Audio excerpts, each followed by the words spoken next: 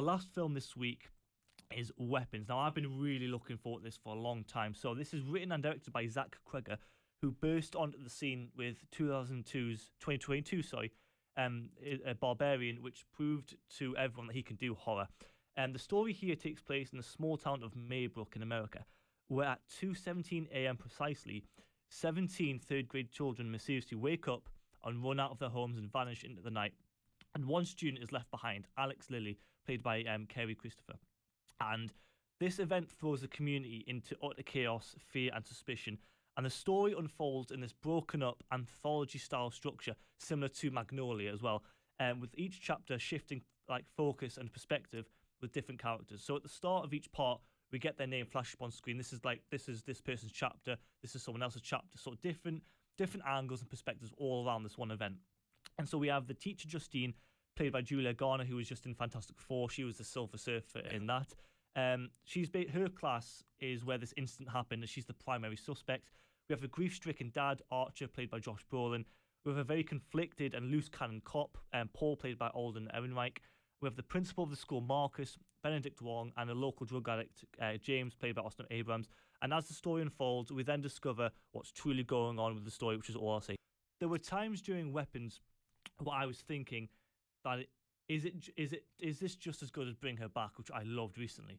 And I've had time to process this, and I think this is the joint best piece of horror I have ever seen, and the best mainstream horror I have ever seen. And I say that because I don't necessarily count Bring Her Back as mainstream, whereas this very much is mainstream, and it's flashy and it's more expensive than Bring Her Back was. But because of Weapons and because of Bring Her Back, horror is now my joint favourite genre alongside science fiction. So back in 2017, Jordan Peele transitioned from comedy to horror with Get Out, which I still believe, and this might be a hot take, but I think Get Out is the greatest debut feature film of all time, and it demonstrated to us that comedians seem to do horror exceptionally well. And apparently Jordan Peele wanted to be involved with Weapons in some capacity, and apparently some kind of bidding war was lost with the film, and you have to research this more in terms of what happened, but it was his script or he wanted to be a producer on it. Something behind the scenes went on in terms of him wanting to be involved in the project. But it's surprising that that Get Out was as good as it was, since he came from comedy and he'd never touched horror before. But so Jordan Peele's basically set a benchmark and started something in terms of comedians going to do horror, and sort of, this is what Jordan Peele did, so any comedian can do horror now, basically. I do think with horror and stuff, I do think there's an element where comedians, in the same way that they know how to make people laugh, I think they also know how to make people scared, and I think they're the kind of people who have crafted the light and the dark of that craft. That's a great. I haven't made that point. That's a great point you've just made in terms of getting the both sides. But the same, I think, can also be said for Sam Raimi and Edgar Wright, in that they can both blend horror and comedy massively well. For me, though, even though Jordan Peele has gone and done it, I find myself more impressed by what Zach Cregger has done. For me, as I'm more impressed by this. It's the best example of someone coming from comedy to do horror and managing to balance them out perfectly together and well. The greatest compliment I can give Zach Cregger is that when you watch Barbarian and this, he looks as though he's been directing horror films for decades and decades, and that's obviously a thing I say quite a lot in terms of when someone new comes to horror. And when I'm blown away by a new director coming to horror, I always say the same thing, in that it looks as though you've been doing this your whole life, whereas this could either be your first horror film or your second horror film. It looks as though you've been doing this for your whole career, whereas they haven't been. And the fact that this is his second film and he comes from comedy is remarkable. But the way he directs and understands how horror works left me speechless, absolutely completely speechless. And I rewatched Barbarian before this, and even though it was more flawed than I remember, it was a little bit more disjointed, a bit more kind of not deciding what it wanted to be. It looks as though it's made by someone who's been doing horror their whole life, and I think, it truly is the best mainstream horror I have ever seen. And obviously when I did Bring Her Back a couple of weeks ago, I said how that was the best horror film I've ever seen, but now seeing these two back to back, these two are my favourite of all time. I think these two are the best ever made. But Sam Raimi is the king of comedy horror, which is always the hardest genre to get right. But there were moments in Weapons where I was genuinely scared, disturbed, creeped out, and frightened. But the fact that the film got the laughs it did, I thought was absolutely extraordinary. And there are so few films that attempt comedy and horror, and let alone getting away with it. So loads of films attempted to do this and get it wrong, but the fact that this attempts to do it anyway, but gets away with it, is incredible. There were two moments towards the end which got a laugh out loud reaction in my showing, just as loud as the Naked Gun, I would say. Wow, Or the thing is that with this, I saw this with a sold out crowd, whereas with Naked Gun it wasn't sold out. So I think that in terms of audience capacity, this is always going to sound louder in terms of laughter than Naked Gun did, because Naked Gun wasn't sold out, but this was. But the fact that there are moments in this that are just as funny, like the fact that there are moments in this as funny as they are in a film that's as scary and violent as this, is why I think Zach Cregger is the best to have transitioned genres and why he's the real deal doing this.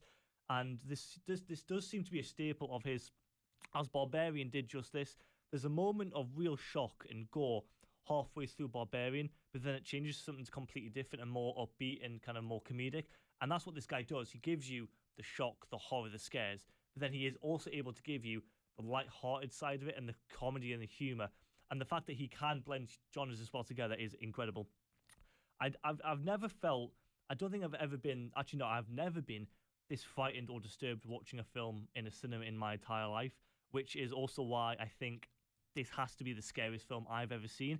And I came to that conclusion because of the way two set pieces made me feel. And it's entirely possible that people will see this and go, oh, I wasn't that scared, or I wasn't that creeped out. But everything is subjective, as we know. And for me, I did think it was the scariest, but it's entirely possible that people will not think that, which is going to be expected. One of these moments is a dream sequence that really startled me. I don't want to say what's in it, but I think it's the first dream sequence in the film. It really got me and really kind of startled me in a way. But the other one was a real kicker, right? There's a moment in which a woman is sat in a car outside a house at night, and you see something happening in the background around her, and it kind of comes up close to her, and it kind of starts off in the distance and it comes closer. And I don't think I felt chills like that ever before in a film. And the way it got under my skin instantly, I was like, oh, this is really unsettling me. And it's really getting to me. And it's not jumpy. That's the genius thing about it. It's not jumpy, but the orchestration behind it, the way it looks, the way the visuals are working, the way it's handled and executed, it really, really got to me. But the set pieces in general, I thought were superb in this. Some of them are, of course, horror related, like the moment I've just said. But some of them are very action based. Some of them are very energetic and like from an action film. And some of them were some of the best action set pieces I've seen in a while. I mean, one of them's a car chase. And so Zach Cregger seems to be able to handle action really, really well in terms of how to like handle action set pieces and choreography and stuff. And he sort of seems to be able to do horror. But when it comes to kind of giving you a bit of adrenaline or exhilaration, he can give you that action, and that's absolutely incredible. What's also quite funny is how much it's reliant on dream sequences, maybe a bit too over-reliant in areas. But every time I saw a character lying in bed or waking up in the middle of the night, I wasn't sure if it was going to be another dream moment or whether or not I needed to get ready for another jump scare or kind of what was going on. There's loads of people like wake up in the middle of the night and I'm thinking, oh, is something bad going to happen now? Do I need to kind of tense up and stuff? But not only did the film manage to really get under my skin in a way that a lot of other horrors haven't, from a storytelling perspective, it's really refreshingly unique and well done. We have 5 individual chapters from all the different perspectives of characters who are involved in the aftermath of this event. But the way they all come together is really clever, and each time a new section comes up, you wonder how it is that it connects to other people, or how it is it connects to the event that's taken place, and how, like, you know, like this new character comes along, oh, I wonder how you're connected to this story, how these two people know each other, that kind of thing. But speaking of the story, this is also a film which takes a lot of inspiration from other areas. At the centre of it, it is a kind of Brothers Grimm fantastical fairy tale. But not only that, it's also Stephen King. There's Twilight Zone. There's Twin Peaks. It's a film about kind of how a community is torn apart by a tragic event, and that's kind of like a very old school American horror kind of small town community kind of idea. And so there's a lot going on with it.